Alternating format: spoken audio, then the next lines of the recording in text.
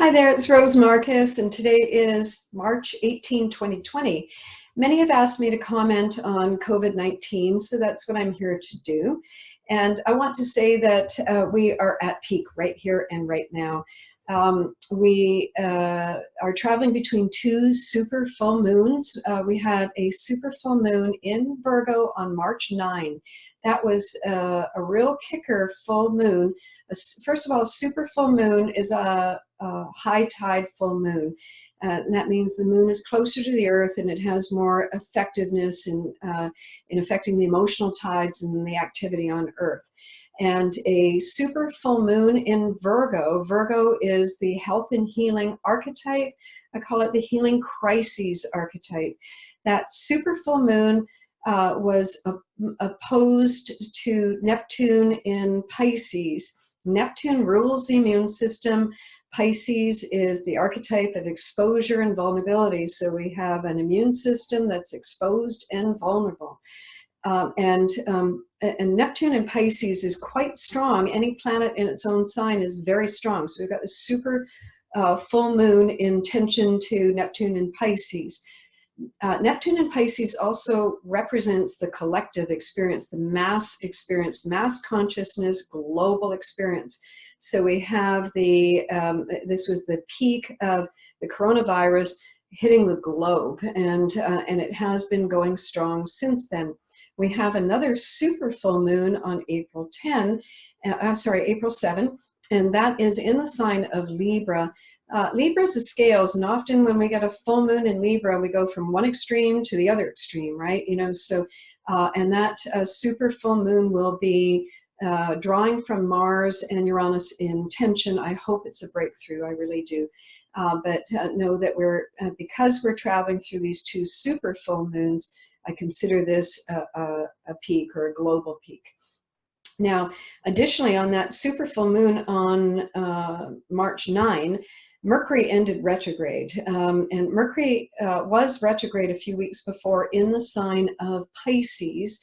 So Mercury is a transmitter archetype in the sign of Pisces. That transmitter is transmitting that virus to the masses unknown, the mystery virus as it was originally called. On March 3rd to March 15, Mercury backtracked into Aquarius, and this is when the advice was to socially isolate. Aquarius rules the group and community, and Aquarius is an archetype of social contagion. It's also an archetype, by the way, of social trauma. Again, that idea of isolation fits very well with that Mercury backtrack into Aquarius, a good remedy for flattening the curve. This is what we're attempting to do right now. And can we flatten the curve? I believe we can. Today is March 18. On March 19, we have the vernal equinox, the spring equinox. It's a new season beginning, so we're just at kind of the mutating the ending of the last cycle, which included the big Hunkin eclipses back in January and really big stuff there. So we're just ending one cycle. We're also ending a 2-year pattern produced by Mars with Jupiter, Pluto, and Saturn. On Friday, the 20th of March, Mars and Jupiter will conjoin. Jupiter is an increase archetype, and it's a travel archetype with Mars and Jupiter in Capricorn. The governments between Canada and the US, anyway, are shutting down the borders. Good idea. Non-essential travel being halted, stopped, borders, government measures, all of that fits under the Capricorn archetype. We have Saturn in Capricorn, Jupiter in Capricorn, Pluto in Capricorn, Mars in Capricorn right now. Now, on the 21st of March, we have Saturn moving into Aquarius for the first time in almost 30 years. And Saturn is dipping into Aquarius from March 21st to July 1st. And from July 1st through December, it's going to back into Capricorn. So Saturn is the ruling planet of Capricorn, and it is just now moving into Aquarius. Saturn is the archetype of reality, and Saturn in Aquarius gives us a new reality. It gives us new social politics. It gives us a new social structure to be dealing with. Again, Aquarius is an archetype of social contagion. Saturn in Aquarius is about stopping the social contagion. How do we do that? By isolating ourselves. We have the sun's entrance into Aries. That's a spring equinox. Aries is a separation archetype, by the way. It's a singular or a loner archetype to a certain extent. So again, by isolation or about being by yourself or being alone, you can serve to help flatten that curve of the coronavirus, which is so rampant. Now, back to Mercury. Mercury entered Pisces on the 16th of March, and it is going to continue until April 10 in Pisces. So while Mars is in Pisces, it still is going to be spreading the virus. Pisces, the immune system that's vulnerable and exposed. Okay, so we still have that going on despite all of the measures.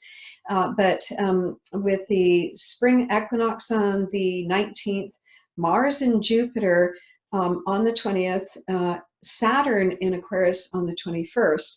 Now, Mars and Pluto conjoin on the 22nd. So that's 19, 20, 21, 22. And on the 23rd, 19, 20, 21, 22. And on the, I have to look at my note here, 24, sorry, there is a new moon in Aries. So we've got just over the next few days a good run of stars. When Mars and Pluto come together, they are changing the format.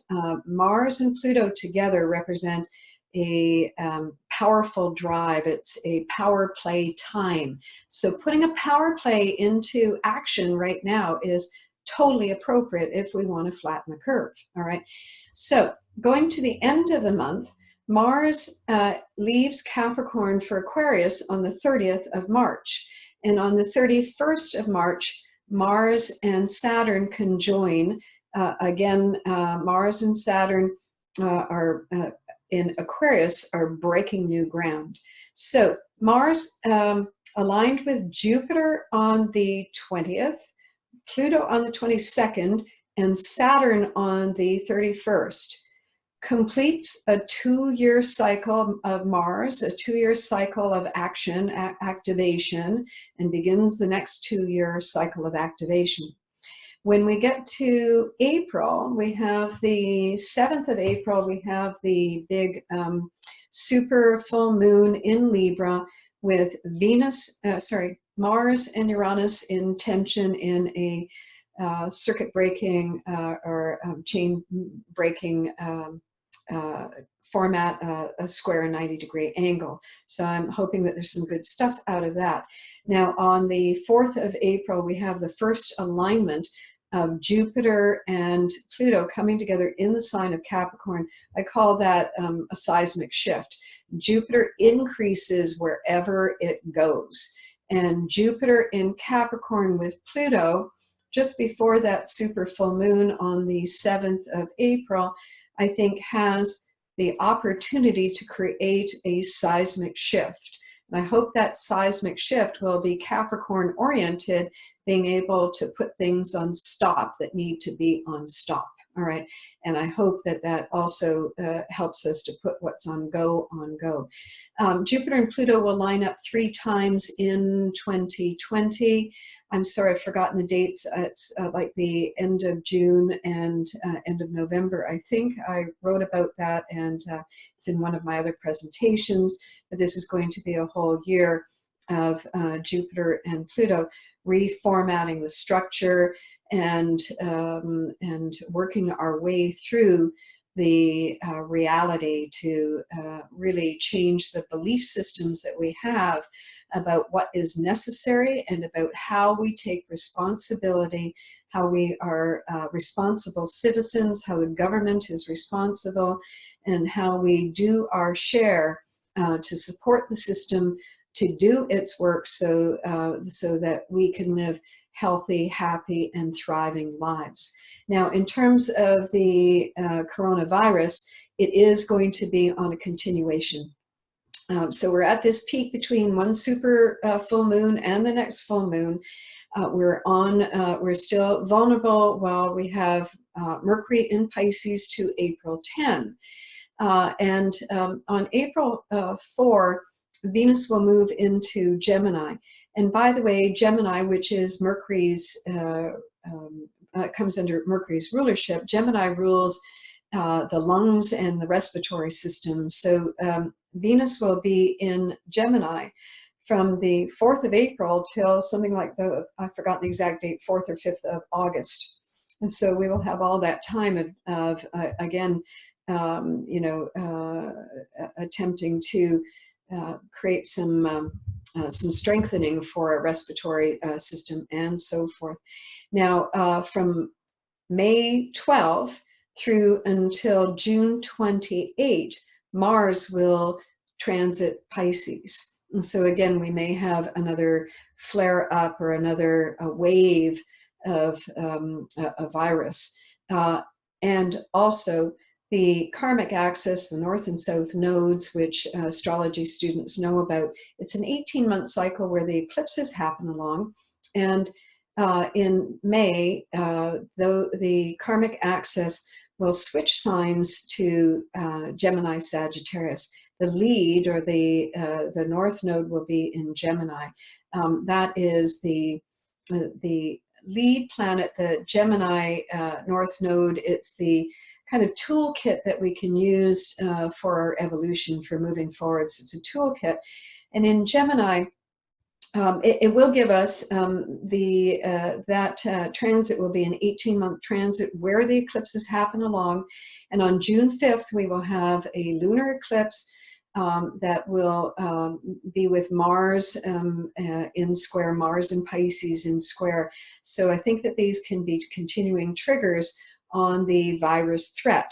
Will it be at the height that it is right now between these super full moons? Well, I think that we're getting a handle on it. I think we will get a handle on it. So at least I'm hoping that we will see some diminishing on that. But yes, it will continue to be a threat. Now, here's the thing with the Gemini piece of it, and the benefit of that Gemini is that, this is what I have to say, is that there's going to be a percentage of the population that are going to get the COVID-19. I just spoke with somebody today who came back from Spain who has it. Tom Hanks and his wife had it. Sophie Gregoire Trudeau has it. A few other, famous names. Iris Elba has, and so forth. There's a certain percentage of the population that are going to get it. There's a lot of people who have gotten it and triumphed it. They're over it already. And this is the reason why the virus is so threatening to our species right now is because it's a brand new or a novel virus. We've had viruses that have transmitted from animal to human. Those have been very difficult viruses, of course. But this is now, the problem with this is mutating now, not from animal to human, but from human to human. And our immune systems don't have the ability to combat that right now. So those of us, the percentage of the population who are going to be getting that COVID are now the leaders or the front runners who are going to be mutating the species. Do you see? So it's not all that bad if you get COVID. If you do, I'm very sorry that you are not feeling well, but rest up. I had an interview today with someone who asked me how I shift my advice in a moment like this. And to tell you the truth, I don't really shift my advice about anything. I have said all along, and this is for your physical health and well-being, your emotional health and well-being, and your spiritual health and well-being. You must always think and always operate in what is in your highest and best interest. Right now, if we're looking at the physical and, what are the things that you can do? Well, it's really very simple. Get your rest. Don't run on empty. Make sure that you sleep well, that your diet is well-rounded, stay well-balanced. Try to minimize your stress. You know, when your body is in that fear and flight pattern, you're already siphoning off some of the fuel that you need if you're going to come under attack. Now, they say sometimes the stress is good because it makes you superhuman and then you can really fight harder. Maybe that's so, but I don't know that that's all that so when it comes to something physical like this. I would think you would want to ease into it or breathe into it and relax about it. You know, this is going to be much better. Fear does no one any good. So please, you know that that there is a very real and serious threat to our species right now. But do the things that you know are going to keep you in good health.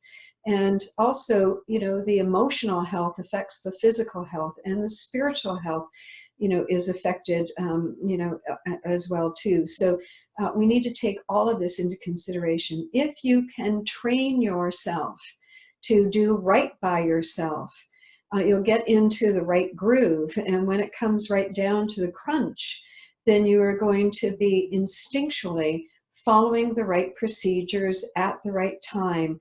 And your higher wisdom is going to kick in, your intuition is going to kick in, your instincts are going to kick in, and you'll know how to play it best. So for right now, I think that if we, especially with the Aries transits, Macron said this, you know, we have a new war to face, it's a new battle to face. That's Aries, that's the spring equinox. Let's take on this battle. It's not a big deal. 2 weeks off, you're getting 2 weeks off. Take 2 weeks off. You know what you can do with 2 weeks? How many things have you got piling up at home that if only you had the time you could get at it? So stop the worry and start being productive. You know, time is to be used, not wasted. And so use that to the best of your ability. You know, if this was Christmas and we could take our 2 weeks off and cozy up at home, we'd all be happy. But this idea that we can't go to the grocery store is making everybody panic. There will be enough, you know, there will be enough to go around. So please, you know, take the fear factor and move it to the side and come back into better balance for yourself.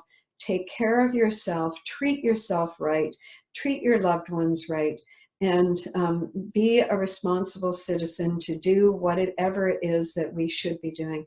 And by the way, you know, the Gemini archetype, you know, they say wash your hands.